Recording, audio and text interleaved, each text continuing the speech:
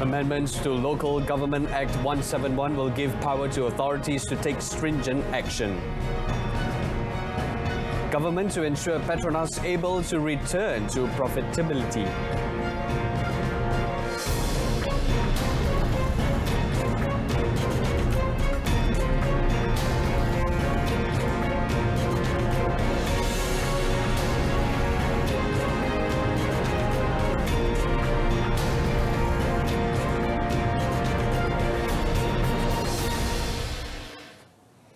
Welcome to News at 10. I'm Brendan Lipol.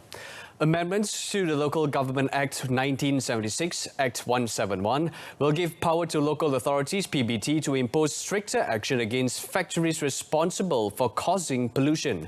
Speaking at a press conference in Alor Kedah today, Housing and Local Government Minister Zuraida Kamarudin said, for the moment, enforcement against those found committing such offences falls under the jurisdiction of the Environment and Water Ministry through the Department of Environment.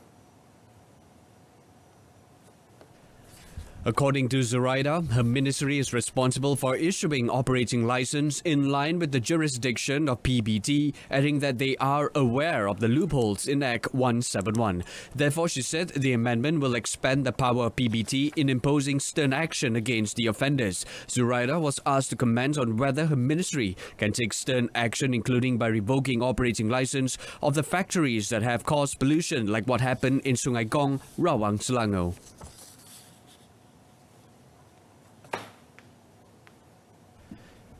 Meanwhile, the Human Rights Commission of Malaysia, Suhakam, has called for more effective law enforcement, including heavier penalties for offenders involved in water resources pollution.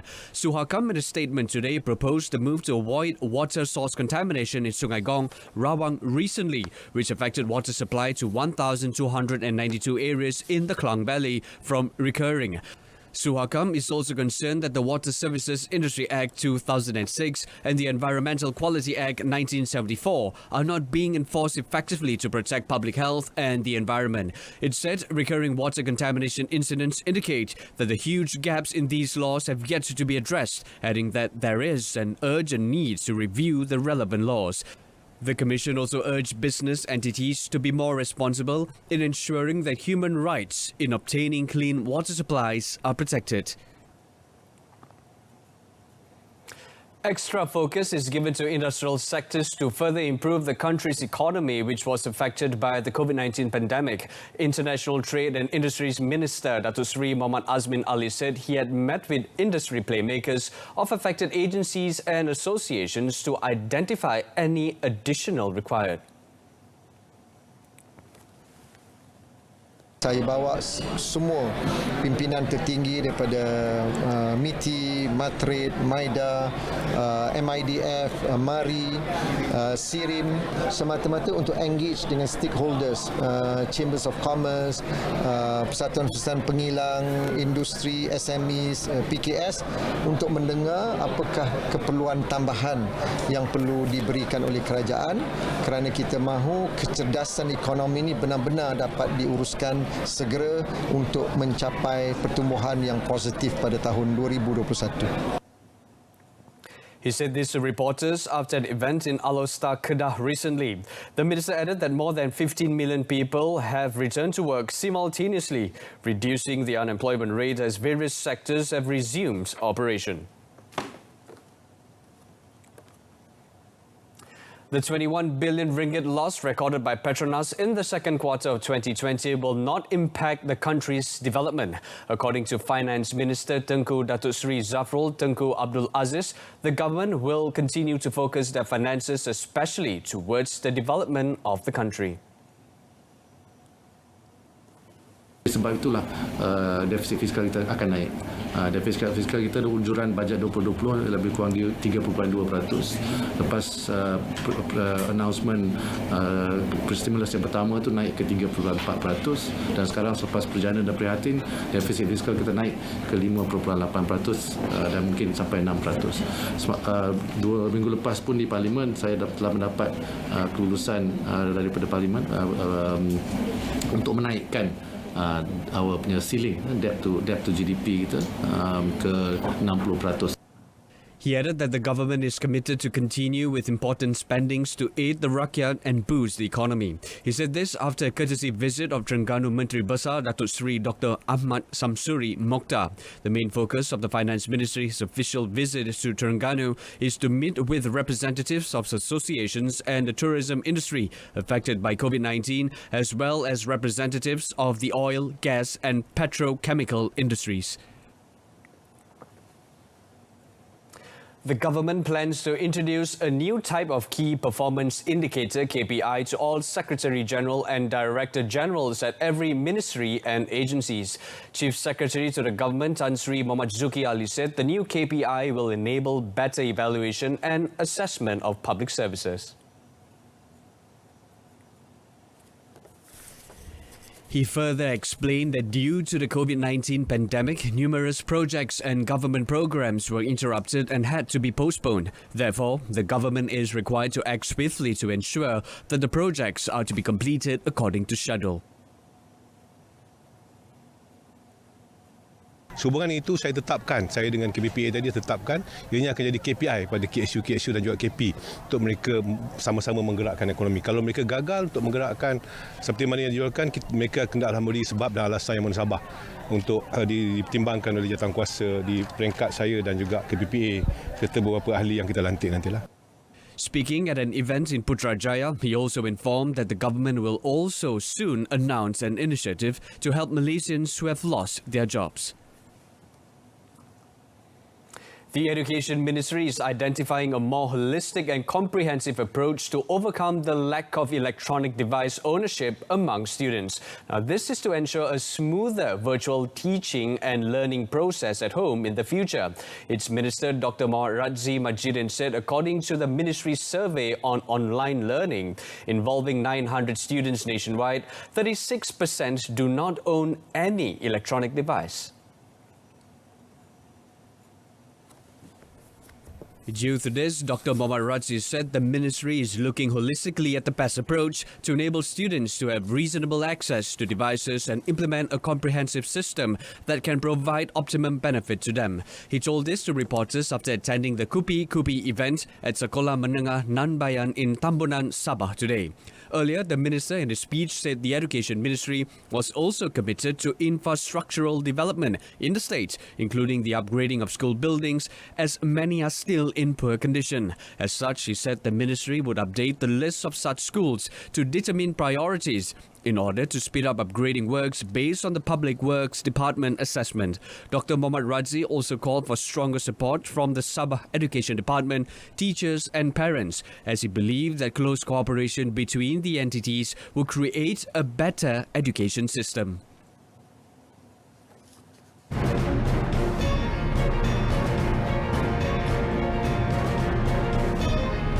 Coming up, one positive COVID-19 case recorded under PCA scheme.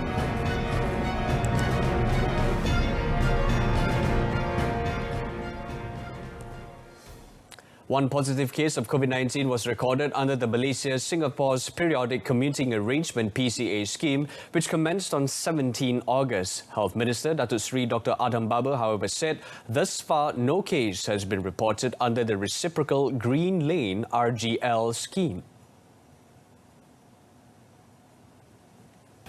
Bila mereka positif, what we do, kita akan mengendalikan kes ni dengan cepat, iaitu kes contact tracing. Kita akan siasat perjalanan mereka dan juga kontak yang ada, terutama kontak rapat. Kontak rapat ni kalau kita dapati mereka di Indonesia, kita akan anggap dia sebagai person under surveillance lah. Speaking at a press conference after officiating the Sungai Renggit Health Clinic in Kota Tinggi, Johor today, Datuk Seri Dr. Adam said the confirmed positive individual was a 35-year-old Malaysian man working in Singapore who returned to the country under the PCA scheme on the 29th of August. He said the asymptomatic man tested positive for COVID-19 on the 2nd of September and was subsequently admitted to a hospital in the state and reported to be in a stable condition. Elaborating further, he said that since 17 August until today, A total of 2,647 individuals under PCA and 815 people under RGL were recorded entering the country from Singapore. The PCA and RGL schemes are implemented to address the needs of different groups of cross-border travellers in both countries. For the COVID-19 updates, the Ministry of Health (MOH) reported 6 new cases today, bringing the number of cumulative cases in Malaysia up to 9,397. Health Director General Tan Sri Dr. Noor Hisham Abdullah in a statement said 3 of the cases today were locally transmitted and the remaining 3 import cases. 2 of the locally transmitted cases originated from the Benteng LD cluster, and another severe acute respiratory infection, SARI, detected at a medical centre and is undergoing treatment in Hospital Pulau Pinang. Meanwhile, the 3 import cases involved 3 foreigners from Indonesia and Bangladesh who contracted the virus while overseas. All import cases were detected in the federal territories of Kuala Lumpur. Meanwhile, 2 cases made a recovery today, and the number of total recovered cases is 9,115, or 97% of all cases. No new deaths were recorded today, and the death toll remains at 128. A 45-year-old man was arrested for breaching the Enforced Movement Control Order (EMCO) protocol in Ambangan Heights, Amanjaya, Sungai Petani, Kedah. Kuala Muda Chief Police ACP Adzli Abu Shah said the man wearing a white bracelet was arrested near a share house and failed to provide a valid reason for exiting the EMCO area. The man admitted to leaving his house in Amanjaya to meet his son outside the EMCO area. He also admitted to have left the area since 31st of August by going past roadblocks. He made bail after police have taken his statement and details, and the case is investigated under Section 270 of the Penal Code and Section 22, Subsection B of the Prevention and Control of Infectious Diseases Act 1988. 131 individuals were arrested yesterday for flouting the Recovery Movement Control Order (RMCO) rules yesterday. According to a statement by Senior Minister for Security, Datuk Seri Ismail Sabri Yaakob, 112 of them were compounded, 17 remanded, while the remaining 2 made bail. Common offences include premises operating outside of regulated business hours, failure to prepare entry-exit logbooks, not wearing face masks, and participating in mass events without practicing proper physical distancing. Meanwhile, 18 arrests were made yesterday through Op Benteng, involving 67 illegal immigrants and 4 skippers. Also seized were 4 land vehicles and a boat. The Royal Malaysia Police (PDRM) deployed 79 roadblocks nationwide to curb the entry of illegal immigrants into the country, especially via red trails. The statement also said the Ministry of Housing and Local Government conducted 11 sanitation operations yesterday at Pulau Pinang, Sabah, Selangor, Melaka, Sarawak and Kedah. Meanwhile, RMCO enforcement officers conducted 872 checks and found that all inspected premises are adhering to SOPs. The COVID-19 pandemic has severely impacted various industries, and the food and beverage F&B sector is no exception.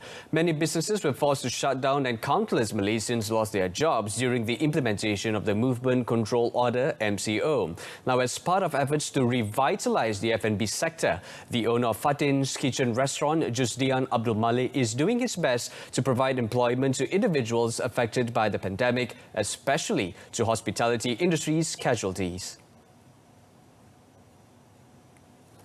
guna khidmat sebab saya pun ex-hotelier. So, diorang pun ex-hotelier tapi saya dah berhenti lama dah. So, saya terasa dia punya bahang ni macam mana. Bila dah tak jaga, dah biasa dalam hotel industri, bila kenang ni, bila terjadi, rasa jam sekejap. So, bila buat Fatin ni, apa kata kita ambil ex-hotelier yang zaman MCO ni, mana yang terkena ni, kita interview diorang, so kita tapis. Only selected people kita akan tarik ke sini lah. Rosnizam Rosli, who previously worked with the catering company responsible for catering meals for the Malaysian Hajj pilgrims in Madinah and Mecca, was among those who have benefited from Fatin's Kitchen's initiative. Saya lebih pada cenderung pada masak banyak. Masak banyak 2-3 ribu orang punya makan. Situ lepas pada Sungai Besi itu saya cuba dengan kawan-kawan try untuk masak untuk jemaah Malaysia di Madinah dan di Mekah. A former hotel employee in Kuala Lumpur, Junaidi Jajuri, who lost his source of income during the MCO, said he now can breathe a little easier after securing employment at the restaurant. Menganggur lebih kurang 4 bulan dan saya dapat tawaran bekerja di Fatin Kitchen.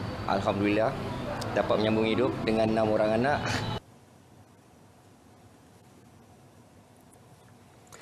Three men who were charged with the murder of a man at a petrol station in Taman Pelangi in Johor Bahru 3 years ago were acquitted and discharged by the High Court today. Judicial Commissioner Dr. Shahnaz Sulaiman freed Gan Jia Ji, 22, Yip Kahau, 26 and Woon Kian Hui, 25, after finding that the prosecution had failed to prove a prima facie case against the trio. Dr. Shahnaz, in her ruling, said the closed-circuit camera CCTV footage at the petrol station were too blurry to link the three accused to the case. She also said that the DNA samples were not compatible with blood found at the location, this in addition to investigations not done on the alibis. Dr. Shahnaz added that the prosecution had also failed to link the BMW car to the murder. Gun and 5 others still at large were accused of causing the death of Tan Aik Chai, 44, at a petrol station at 7:30 p.m. on 17 December 2017 along Jalan Seri Pelangi in Taman Pelangi. Yip and Woon, along with 2 others still at large, were accused of abetting the murder with Gun and 5 others still at large at the same time and place. A total of 22 witnesses were called to testify in the trial that began last year, during which 42 exhibits were produced. The government plans to appoint takmir religious teachers from the Orang Asli community as part of efforts to boost understanding of Islamic teachings among the group. Minister in the Prime Minister's Department for Religious Affairs, Dato Dr. Zulkifli Muhammad Al-Bakri, said a special program will be established for that purpose to achieve the One Orang Asli Settlement, One Takmir Teacher target. Speaking to reporters after officiating the Kembara Kasih Mualaf 2020 program in Kampung Kuala Boh, Cameron Highlands, Pahang today, Dato Dr. Zulkifli said he hoped that the plan, which is still being refined, would be implemented as soon as possible. InsyaAllah tak ada masalah. Saya perlu bincang dengan JAKIM dan juga pihak negeri untuk menyusun atur. Dan kami ada kecaknaan kepada beberapa tempat, terutamanya daripada orang asli, termasuk juga seperti banduan-banduan yang mana kekangan kader JAKIM tak mencukupi, jumlah mereka terlalu ramai.